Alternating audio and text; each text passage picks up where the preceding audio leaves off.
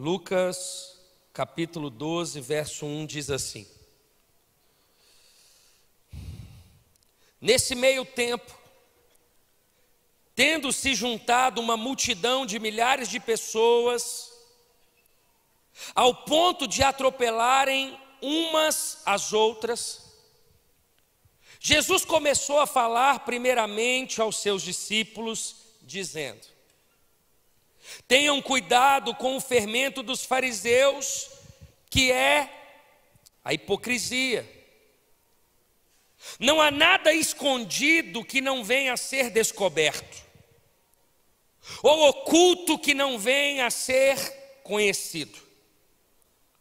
O que vocês disseram nas trevas será ouvido à luz do dia, e o que vocês sussurraram aos ouvidos dentro de casa será proclamado dos telhados. Eu digo a vocês, meus amigos, não tenham medo dos que matam o corpo e depois nada podem fazer, mas eu mostrarei a quem vocês devem temer. Temam aquele que depois de matar o corpo tem poder para lançar no inferno. Sim, eu digo a vocês, a esse vocês devem temer. Não se vendem 5 pardais por 2 moedinhas? Contudo, nenhum deles é esquecido por Deus. Até os cabelos da cabeça de vocês estão todos contados. Não tenham medo, vocês valem mais do que muitos pardais.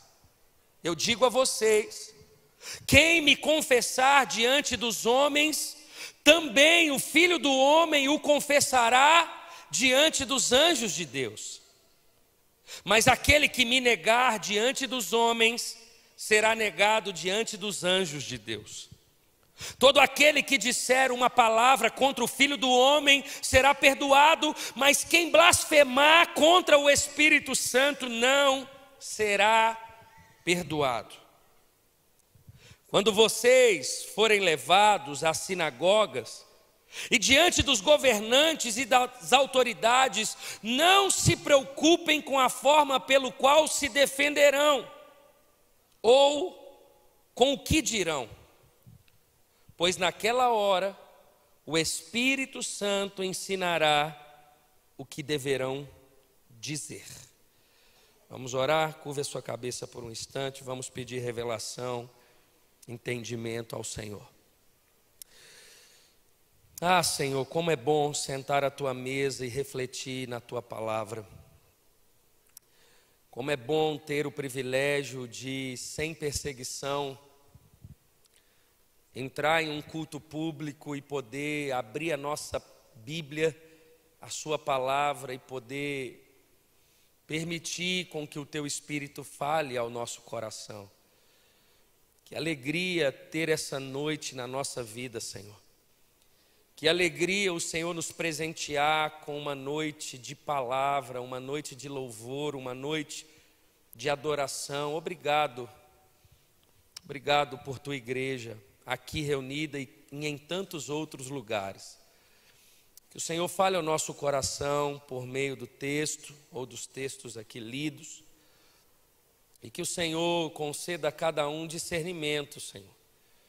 Entendimento da palavra, que cada um aqui tenha o coração ensinável, para que ao sair daqui possamos ainda amar ainda mais o Senhor, amar a tua vida e dar passos segundo o teu coração. Nós oramos e desde já devolvemos somente o teu Filho toda a honra, toda a glória e todo o louvor dessa mensagem, desse culto e de toda a nossa vida. Em o nome de Jesus nós oramos. Amém e amém. Firmado na palavra é o tema dessa noite. Irmãos, é perceptível nos 2 textos lidos, principalmente no primeiro, de Mateus capítulo 16, o texto que me faz refletir sobre o que eu quero dizer. Jesus, ele está em um momento de discipulado. Jesus está aqui em um momento de confronto, de ensino. E é exatamente isso que Jesus faz o tempo inteiro com a gente. Todos os dias Jesus está nos ensinando. Todos os dias Jesus está batendo a porta do nosso coração. Todos os dias Jesus está arrumando um pretexto para te ajudar, para me ajudar, para nos aperfeiçoar. Ele usa um culto público como esse. Ele usa um versículo que você lê na calçada. Ele usa de uma rede social, de um pastor, de um crente que você segue e você vê um texto bíblico. Ele usa de uma irmãzinha mais improvável para trazer uma palavra ao seu coração. Deus usa. Porque é perceptível o quanto Jesus diariamente está nos ensinando.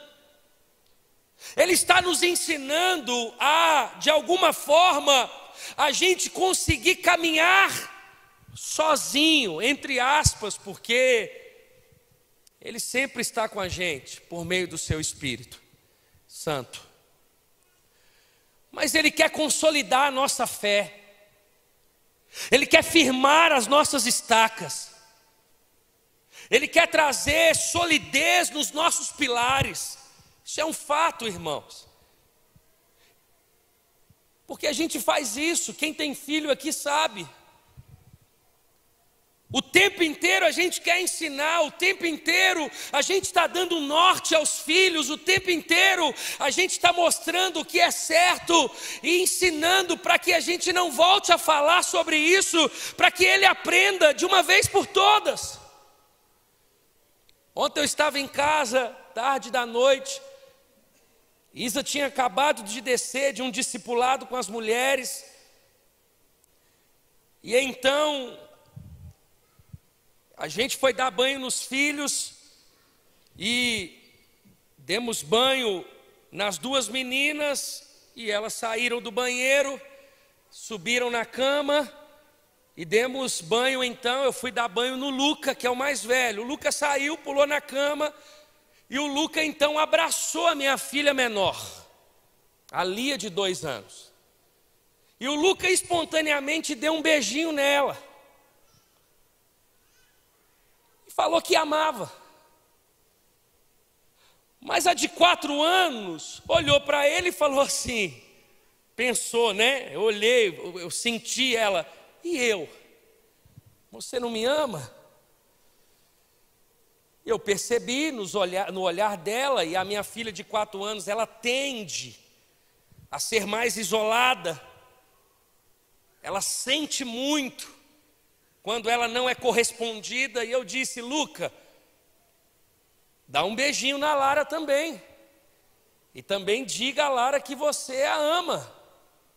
E ele, não vou dizer. Eu falei, pecador do inferno mesmo. Eu falei, você vai dizer assim, nem que seja a força. Segurei ele. Falei, se você não vai dar beijo, ela vai te dar um beijo. Eu peguei as 2 mãozinhas, agarrei ela assim. Ela veio, irmão, dei um beijinho molhado nele assim. Ele começou a chorar, falou, tira, não me beija. Eu falei, rapaz, nós precisamos conversar. Eu falei, vem aqui. Levei ele para o outro cômodo. Eu falei, cara, nunca faz isso com a sua irmã. Eu sei do seu carinho, mas por que você não pode beijar a sua outra irmã, dizer que ama? Ele olhou, começou, o olho encheu de lágrima. E eu falei, rapaz, você precisa cuidar das suas irmãs, você precisa amar elas. Quando o papai estiver na igreja, viajando, você aqui vai cuidar das suas irmãs, elas te amam. A Lara, filho, a Lara ama você. O tempo inteiro a gente tem que ensinar, irmãos.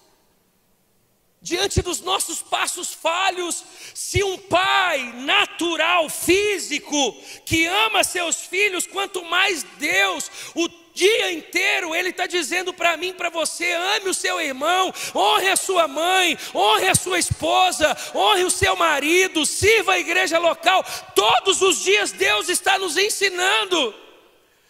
E parece, irmãos, que nunca é suficiente para a gente se firmar na palavra, para a gente ter a nossa fé sólida, para a gente ter o nosso coração blindado, revestido. Irmãos, eu posso ver o que for, eu posso ver notícia de crente, eu posso ver gente caindo, eu posso ver crente, pastores, referências, talvez pisando na bola, eu posso ver tanta coisa dentro de um gabinete. Irmãos, não passa na minha cabeça abrir mão do Senhor, não passa da minha cabeça deixar de servir a igreja local, não passa na minha cabeça deixar de ser um instrumento de Deus. Por quê? Porque nós precisamos firmar o nosso coração na palavra. O problema é que tem muita gente firmando em homens ao invés da palavra. Tem muita gente firmando o coração em coach. Tem muita gente firmando o coração em tantas realidades, apenas nas promessas de Deus. Tem muita gente querendo só o que convém. Não! É na palavra. É no verdadeiro evangelho. Agora, se Jesus ele traz aqui um ensino aos discípulos, irmãos, Jesus ele não está falando com os ímpios, Jesus está falando com os discípulos. E é fato, irmãos, que o diabo ele quer nos influenciar. Isso não é apenas um clichê, porque de alguma forma, todos aqueles que têm um anseio, todos nós que estamos sendo aperfeiçoados, da mesma forma que todos os dias Jesus está nos ensinando, todos os dias o diabo está tentando tirar o nosso foco na palavra. Às vezes a gente acha que o diabo está fazendo isso com o ímpio. Não, irmãos, eles já estão sob o domínio do diabo. A influência, a contaminação é para aqueles que têm um anseio, para aqueles que estão aqui no culto fé, que vê um louvor e já derrama na palavra, no Senhor, na oração. É aqueles que abriram de alguma forma o coração, ainda que não todo, mas está no processo de Deus, está buscando a presença de Deus. O diabo quer influenciar. Interessante porque Jesus ele cita da influência dos saduceus e dos fariseus. Os saduceus, eles faziam parte do partido sacerdotal, eles dependiam de favores de Herodes, e eles se opunham à doutrina da ressurreição. Eles eram mundanos. E os fariseus eram tradicionalistas. O fermento deles era o ceticismo, mas ambos demonstravam uma dureza de coração. E o tempo inteiro nós percebemos que essa influência também, irmãos, nos tira da palavra. É impressionante hoje como é que as redes sociais faz de tudo para nos tirar da palavra. É impressionante, irmãos, todo o gabinete, toda a situação, você vai perceber a raiz daquilo, você vai perceber uma influência. É impressionante como é que são as coisas. Ontem eu conheci um homem, um rapaz que foi montar uma cama, e ele estava dizendo para mim que o casamento dele acabou o momento que a sua ex-esposa entrou na universidade. Cara simples, crente, trabalhador, pagando a faculdade da esposa. A esposa foi influenciada e disse: eu não quero mais. Mas qual o motivo? Não, eu não quero mais. Esses dias conversando com outro rapaz, pai de 3 filhos, a esposa abandonou, saiu de casa e falou: cuida deles. Mas o que aconteceu? Ela começou a andar de bicicleta com um grupo de corrida e acabou o dia que ela saía na sexta-feira, ela só voltava domingo. Daqui a pouco ela falou: eu quero divórcio. Quero mais. Cansei de você. Eu quero viver outros ares, eu quero fazer outras coisas, eu quero experimentar outras coisas, eu quero viver outras oportunidades, eu não quero mais. Cristãos, eu não estou falando de gente que não tem temor a Deus. Eu estou falando de gente que de alguma forma Jesus teve acesso, ainda que seja pouco acesso, ainda que seja um acesso total. Eu estou falando de gente que tem temor a Deus, que tem um coração quebrantado diante de Deus. Irmãos, são esses que o diabo quer tragar. É nós que o diabo quer nos influenciar, seja pelas redes sociais, seja tirando o foco da palavra, seja trazendo realidades. Por quê? Porque ele sabe do nosso apego material. Ele sabe o quanto ainda a gente está apegado às coisas do mundo, irmãos. E o ensino de Jesus, o que Jesus precisa fazer mais para a gente dobrar o nosso joelho e viver uma vida que o glorifica pelo resto da nossa vida. O que Jesus precisa fazer? A gente já sabe, irmãos, que é o lugar mais seguro. A gente já sabe que não existe outro caminho fora de Deus. A gente já sabe que não existe outro caminho. Por que a gente não entrega de uma vez por todas? Por que a gente não permite Jesus transformar o nosso coração? Por que a gente não se arrepende desse pecado de estimação? Por que a gente não permite Jesus mudar nosso linguajar, a nossa fala, o nosso passo, a nossa conduta, os nossos relacionamentos? Por quê? Mesmo Jesus dizendo em Lucas para a gente temer aquele que após a morte ele pode definir o nosso destino. Mesmo a gente tendo consciência que ele é soberano e ele sabe até quantos fios de cabelo a gente tem na cabeça. Por quê? Por que essa luta?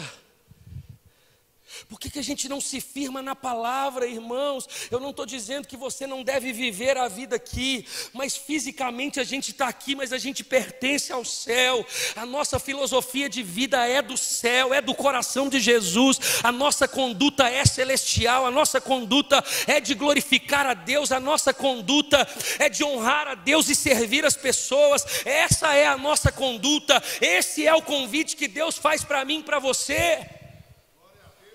Pastor, diante do texto, eu quero trazer 3 necessidades para mim e para você. Primeiro, a necessidade de se guardar de más influências. Jesus não estava falando sobre o fermento do pão, mas do fermento de doutrina. Jesus estava falando sobre o falso ensino. Jesus estava falando sobre um evangelho que não tem a ver com o real, o genuíno, o verdadeiro. Jesus estava falando o quanto o fermento tem a capacidade de penetrar em toda a massa. O fermento e o ensino contrário a Jesus, eles têm 3 coisas em comum. Primeiro, eles operam de forma invisível, eles são muito poderosos e eles têm uma tendência natural de aumentar ou crescer. É sobre isso que Jesus está dizendo. É sobre a sutileza de Satanás. é sobre as pessoas que você segue, é sobre as pessoas que você ouve, é sobre os pecados que você brinca com eles, é sobre uma realidade, uma conduta de vida que você diz não ter nada a ver, mas no fundo você sabe que não te faz bem. E tem coisas que não é pecado, mas vai te levar à pornografia, vai te levar ao alcoolismo, vai te levar a tantas realidades de adultério, realidades de fofoca, realidades de maledicência, realidades de procrastinação, tantas realidades. Talvez o que você faz hoje não é pecado, mas vai se tornar. É sobre isso que Jesus está dizendo, a necessidade da gente se guardar das más influências, irmãos. Eu me lembro quando eu me converti, eu tinha um melhor amigo, era esse amigo que a gente saía, que a gente ia para os lugares, era com esse amigo. Irmãos, não teve como, eu continuei falando de Jesus, quando a gente se encontrava, tinha uma amizade, era legal, mas não tem como. Continuei orando, continuei conversando, mas não dá para continuar da mesma forma, não dá. No reino de Deus não dá para a gente, irmãos, brincar com o pecado, com as coisas, não. Jesus, ele deixa claro o quanto o fermento, o quanto as coisas que o diabo faz os contaminam. E eu estou aqui para te dizer a necessidade de você se guardar das más influências. E não adianta você falar que não sabe quem são ou o que é, porque nós sabemos. Cuidado. O menor mal é o primeiro. Quanto antes você cortar, menor o dano, menos consequência, menor o tombo. O menor mal é o primeiro, é quando você corta, é hoje, não dá. Entenda isso. O ministério de Jesus é caracterizado por conceder pão, por multiplicar pão. Enquanto os fariseus e saduceus é de disseminarem fermentos. O propósito de Jesus não era disseminar fermento, era conceder pão, era matar a fome, era trazer, era abrir os olhos, era matar a sede, era transformar de uma vez por todas. Era isso que Jesus estava ensinando. Segunda necessidade, a necessidade de se ter discernimento espiritual. Entenda isso, escute isso.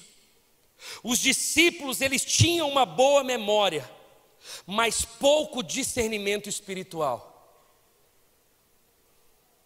Tem muita gente com uma memória incrível.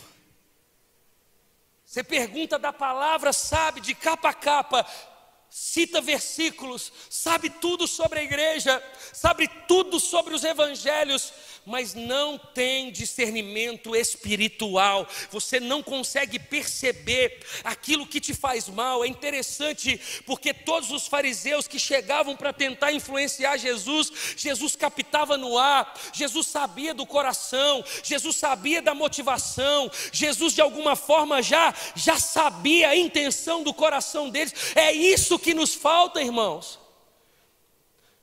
É discernir aquilo que tem prejudicado o seu casamento. Eu não entendo como é que as pessoas conseguem viver diante de um casamento ruim, irmão, sério. E não é não conseguir conviver, então eu descarto, não. É permitir Deus transformar. Mas o orgulho não deixa, o pecado não deixa, a contaminação não deixa. Discernir o que está prejudicando o teu casamento, o que a sua esposa mais desabafa, o que ela mais chora, o que ela mais reclama, o que gera mais gritaria dentro da sua casa. Da mesma forma o seu marido, discernir o seu trabalho, aquilo que você faz, as suas motivações, e não apenas discernir, é um discernimento acompanhado de mudança, de transformação, irmãos. Nós precisamos viver a plenitude do que o Evangelho nos propõe. E a plenitude do que o Evangelho nos propõe não é carro zero, apartamento novo, não. Isso aí é dádiva de Deus, é presente de Deus. Isso é Deus honrando o seu trabalho. Mas a dádiva, o presente de Deus, a plenitude do Evangelho nos proporciona paz no coração, relacionamentos saudáveis. Eu senti saudade da minha casa, eu senti saudade da minha esposa, eu senti saudade dos meus irmãos. É isso que é a plenitude do Evangelho. Como não querer viver isso? Como não querer viver essa plenitude que o Evangelho me concede, me proporciona, me permite viver? Como, irmãos? Imagina se eu estivesse aqui preocupado com uma vida dupla. Imagina. Com medo de alguém pegar meu WhatsApp da minha esposa enquanto eu estiver dormindo. Imagina. Não é isso que o Evangelho tem. Não é esse receio de ser exposto, porque o próprio texto vai dizer que nada ficará oculto diante de Deus. Não é para abrir a caixa preta, então vamos abrir logo, vamos deixar Jesus transformar. Porque não dá, irmãos, pelo tempo que nós estamos vivendo, não dá para brincar de evangelho, não dá para tentar trazer o mundo para dentro da igreja, não dá. Mais do que nunca a gente tem que se dobrar, mais do que nunca a gente tem que buscar a Deus, mais do que nunca a gente tem que servir os nossos irmãos, mais do que nunca a gente tem que deixar tudo que nos atrapalha, nos contamina, que nos afasta de Deus e deixar, irmãos, pastor, mas eu vou perder isso. Você acha que é perder? A Bíblia vai dizer que isso é ganhar. Pastor, mas eu vou ficar sem isso. Muda a sua mentalidade e aceita de uma vez por todas de que isso que a Bíblia propõe é o melhor lugar para você estar. Não compara, irmãos, não compara. Você pode perguntar quem já viveu no mundão, quem já experimentou de tudo e quem de fato experimentou e continua experimentando o Evangelho. Não há comparação, não há, não há.